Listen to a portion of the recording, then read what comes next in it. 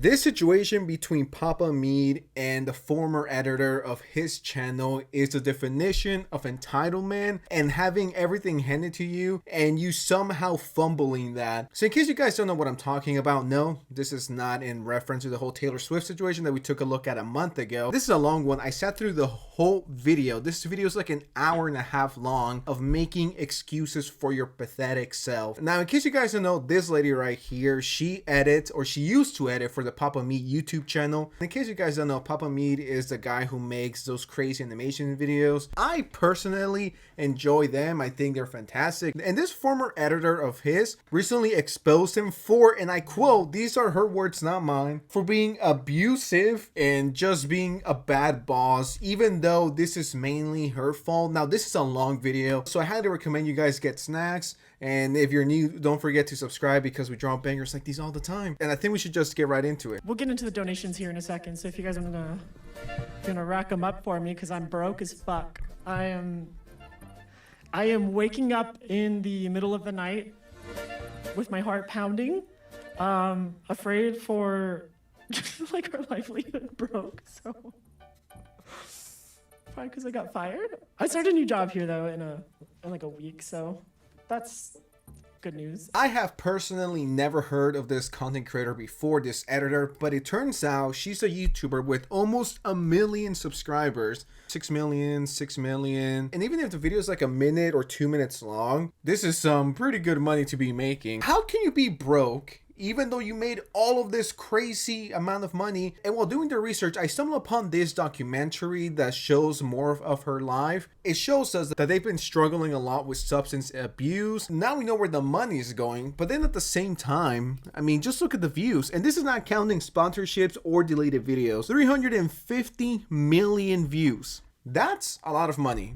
And that's coming from someone who just a few weeks ago reached 100 million. I think we're close to 104 million. So she's made twice as much, yet she's completely apparently broke. How is this possible? Well, when you spend your money on drugs and other stuff and spending your money flying to festivals right and left while not working, you know, that tends to happen when you don't work and you spend all of your life savings. Now, this is something that I tell every single content creator that I interact with. Whenever you get paid, whether that's $5 or $5,000 or $50,000, if you can, right? Because I know not everyone could save, cut that check in half. If you make $5, put $250 away to savings account.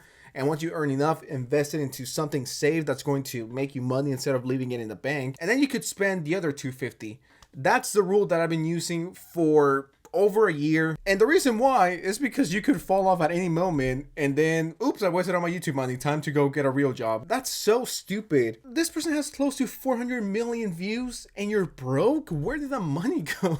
With that amount of views, you could have and you should have definitely, in savings alone, if you take 50% of it, you should easily have over $400,000 to $500,000. Who would have seen that coming? Actions have consequences. Not sure, like, if I want to try to burn bridges or this or that. But, you know, at the end of the day, it was kind of like, I went through it. Yeah, I was an editor from like August to the start of December. So that was like a short, 3-month period, like around 3 months. Now, for context, at least the editing that she's done that I've seen wasn't anything crazy. It wasn't like, you know, Mr. Beast type editing. Honestly, I think I could have done that type of editing with like a week or two of training, maybe even less. It depends how badly I want the money. I always try to put myself in people's shoes, and if I was broke like she claims to be, I would be working, I would be hustling. Like, I truly do believe if you have 1 million subscribers and you don't have enough money to retire, you did something very wrong. And this person loves to blame everyone else but herself. No, it was this, it was that. How about you take some accountability and stop blaming everyone for your downfall? I don't know how much detail I should go into, but I just want to talk about it because I can't really afford therapy. So y'all, we're doing a group therapy session where I'm the only one talking. Probably the worst thing you can do as a content creator, just think your audience is like a therapy session, especially in a live stream. Just imagine if I came on stream and just started talking about all of the bad thing that's happened to me this year.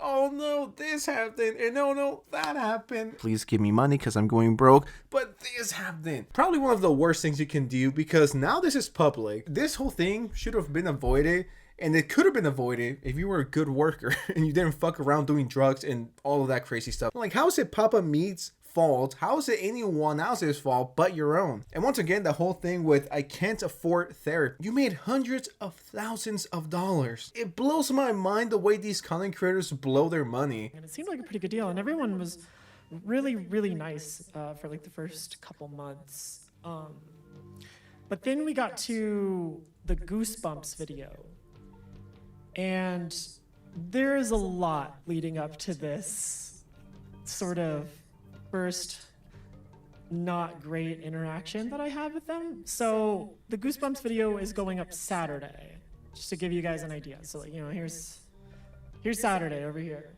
and this is the Sunday here, and I'm being told, hey, we're sending you footage tomorrow. So I'm getting footage for the Goosebumps video. I might have gotten it that day or the next day, maybe even the day before, but I'm pretty sure it was on Sunday. But that Sunday was also my birthday, and I had gotten roofied at a concert that we had gone to for my birthday. So I had a really, really rough, like, recovery from that. Now, I completely get this reason. It's valid. Once again, referencing the documentary of her about her fall or whatever. Like, this is not the first time this happens. And in case you guys don't know, this woman, I don't know if she still does it. It sounds like she does. 2 years ago, for many, many months, she used to go to concerts, raves. And I'm not saying this to like shame her or anything. I'm just giving you guys more context, because if you just hear this, you're like, oh, poor woman. She herself has said multiple times that she's pretty much tried every drug you can name. And once again, I'm not saying that her getting her drink spiked is justified, because it's not. It's absolutely disgusting. And if you do that, you're a fucking loser. But it's also, what kind of places are you hanging around? This is a pattern of behavior that's been going on for over 2 years. And on top of that, she says that her dog died, you know, around this period.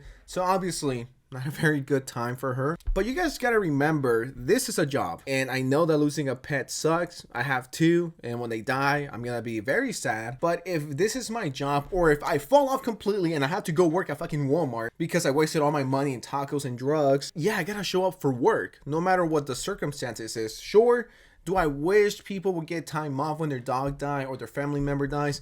Yes.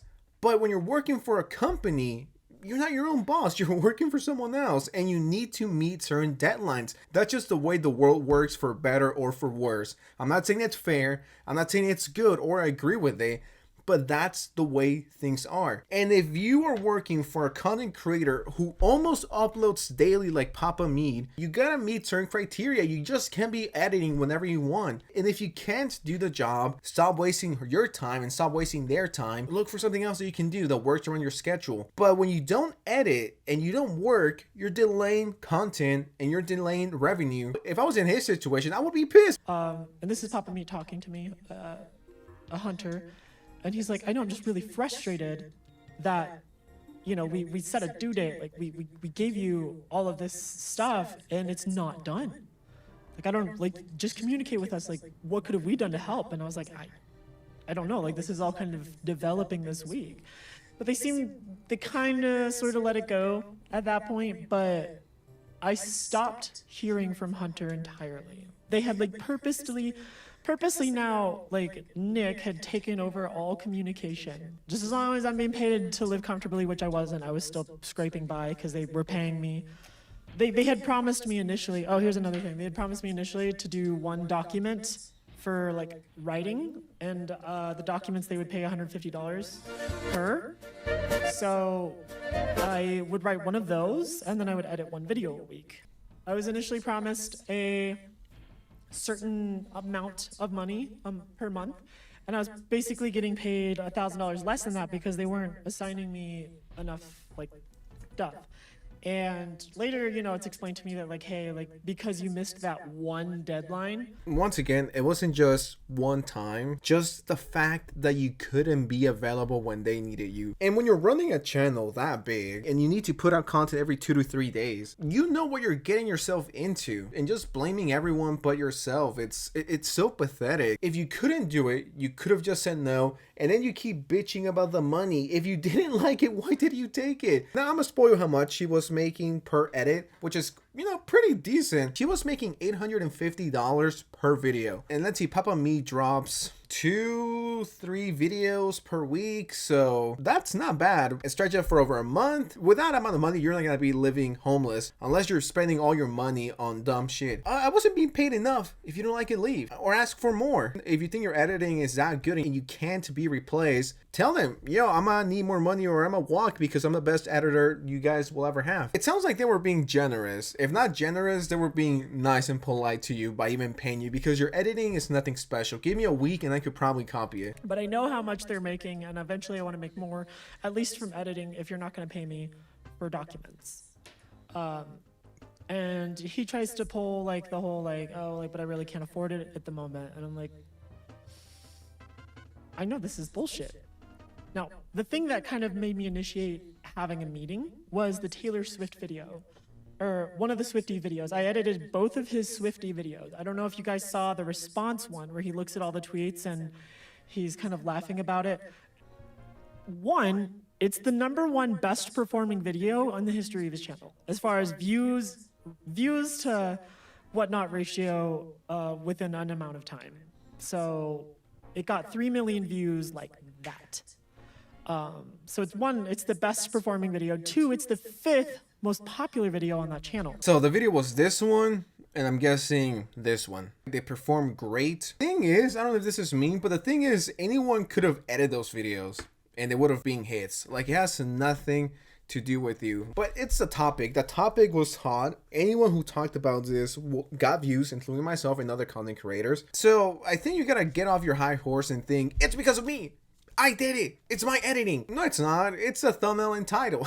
And the topic was trending. If you talked about it, you were going to give views, subscribers, and some money. You got to stop thinking you're the GOAT at everything, because if you were, you wouldn't be in the situation where you are now. I would have fired you just because you're annoying as shit and you feel entitled to everything. Now, towards the end, she uses the word abusive, which from what I've seen, Papa Meat seems like he was beyond generous with you, giving you chance after chance, despite you being constantly late to dropping and editing videos. Most people would have straight up fired you after the first time you missed a deadline. And like for weeks they had been going down this path of like, you don't really matter.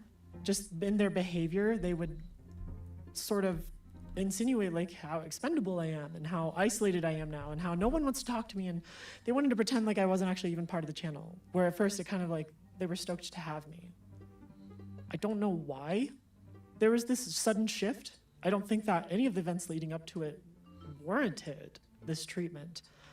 And I would call it pretty, in ways it was abusive. I mean, once again, not to be mean, but anyone could do your job. But you could be replaced in like 2 seconds. Once again, this goes back to being a job. And if you're not good enough or you're not where they want you to be, you're going to be fired. And I don't blame Papa Me for doing that, because if I was in his situation and I was constantly needing to talk to my editor, yo, is the video ready yet? I need to drop every single day. Yo, is the video ready? Okay, we're just going to get another editor for now, but you're going to be paid. Is the video ready? It's annoying. You shouldn't be doing that, especially when you're being generous and giving this person a job who isn't doing the best financially. It's like someone extending their hand and you pull their whole arm. This kind of entitlement pisses me off. It gets weirder, because after I'm fired, they said, we're gonna pay you for like a few videos that you were supposed to edit that you can't now, which was kind of a large sum of money up front. And all I could think of was hush money. Like, they didn't even have me sign an NDA or anything. They just gave it to me and they were like, oh. I'm like, what the So essentially, after they fired me, I don't know, I literally don't know how to verbalize how like weird this is. But after they fired me, they gave me the money that would have been used to repair my computer. They gave me enough money to have repaired my computer for videos I didn't even edit. It's just like a, hey, like, we fired you, okay, bye. I'm like, you could have paid me this. You could have just paid me in advance so that I could fix this computer. Why should your boss pay for this new computer or to fix a computer and then being like, that was hush money? That was not hush money. You're paranoid. That's exactly what you are. You're paranoid and you sound extremely insane. And you got what is called a severance package. In some states, you have to do it no matter what. In some, you don't. I don't know where she lives or where she's from or where Papa Meat operates. It seems like they didn't need to do this, but they did it regardless to help you, and you take that as, they want to control me, they don't want me to say anything, they're trying to shut me up. Clearly, that was not their intention. Their intention was to help you, and you completely blew it because you're an idiot. And now no one would want to work with you. You're burning bridges. Guys, Papa God was kind of abusive. Why? Because he wanted his videos done on time. That was your job, and you couldn't do it well, so you got fired and they got someone else. Welcome to just any job. If you're not good enough, you're gonna be replaced. What do you guys think of this situation? And yeah, let me know what you guys think in the comments below. Don't forget to like this video, subscribe, and share. And I'll see you next time. All right, peace out.